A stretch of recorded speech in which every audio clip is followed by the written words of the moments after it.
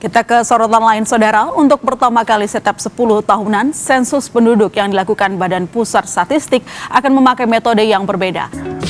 Apa sih sensus penduduk itu? Ibu terang pengertiannya, kegiatan sensus penduduk ini dilaksanakan setiap 10 tahun sekali. Fungsinya teh apa, Pak? Untuk menghitung jumlah penduduk yang berdomisili di Indonesia. Nah, kapan pelaksanaannya? Jadi sensus penduduk itu dibandingkan dengan sensus penduduk yang sudah kita laksanakan beberapa kali ke belakang, ada perbedaan, Bu. Kalau dulu mah mungkin hanya sensus penduduk langsung ke rumah-rumah. Kalau di sensus penduduk 2020 ini, kita menggunakan metode kombinasi. Metode kombinasi itu adalah pada bulan Februari sampai dengan Maret, kita itu sudah melaksanakan sensus penduduk online yang pengisiannya dilakukan oleh rumah tangga masing-masing menggunakan aplikasi yang ada di Android masing-masing. Nah, di tahapan kedua ini kita mulai masuk kegiatan pencacahan lapangan yang dilaksanakan bulan September di 2020 ini dilaksanakan oleh para petugas. Nah, petugas sensus ini seperti ini, Pak. Bu, kelengkapannya ada face shield, ada name tag, ada rompi, dan juga sarung tangan yang untuk menjaga protokol kesehatan tetap dilaksanakan gitu. Nah, sekarang mungkin abdi teh, Bu, mau melaksanakan penjaminan kualitas. Fungsinya apa penjaminan kualitas? Kita itu sekarang baru masuk kegiatan sensus penduduk di awal kegiatan.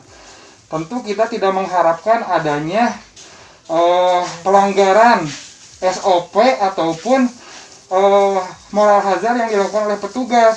Jadi kita melakukan penjaminan kualitas. Salah satu yang akan kita tanyakan adalah, setelah melakukan pemeriksaan DALS, tahapan sensus penduduk 2020 selanjutnya adalah pelaksanaan verifikasi lapangan. Apa yang dilakukan petugas sensus pada saat verifikasi lapangan? Pada tahapan ini, petugas sensus mengelilingi SLS dengan didampingi oleh ketua atau pengurus SLS untuk memastikan keberadaan seluruh penduduk yang tercatat di dalam daftar penduduk atau DP. Dalam tahapan verifikasi lapangan, petugas sensus membawa dokumen dan alat tulis sebagaimana pada saat pemeriksaan daftar penduduk. Dokumen tersebut meliputi: pertama, dokumen daftar penduduk atau SP 2020 DP dan daftar penduduk desa atau SP 2020 DPD yang sudah diperiksa.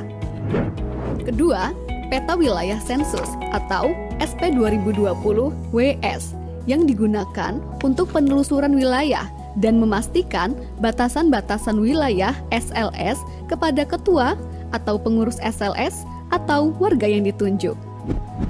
Selama di lapangan, petugas dan ketua atau pengurus SLS wajib mematuhi protokol kesehatan pencegahan penyebaran COVID-19,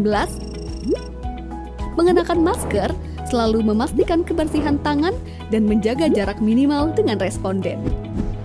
Apa saja yang harus dilakukan oleh petugas pada saat verifikasi lapangan?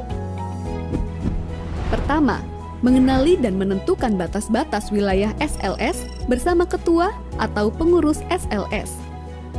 Kedua, menentukan bangunan pertama yang akan dikunjungi untuk diverifikasi keberadaan penduduknya.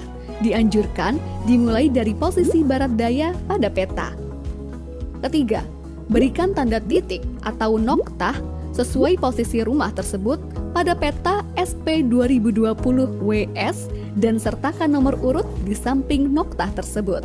Keempat, lakukan identifikasi seluruh nama penduduk yang tinggal di rumah tersebut dan sesuaikan dengan nama yang tercantum pada daftar penduduk atau DP.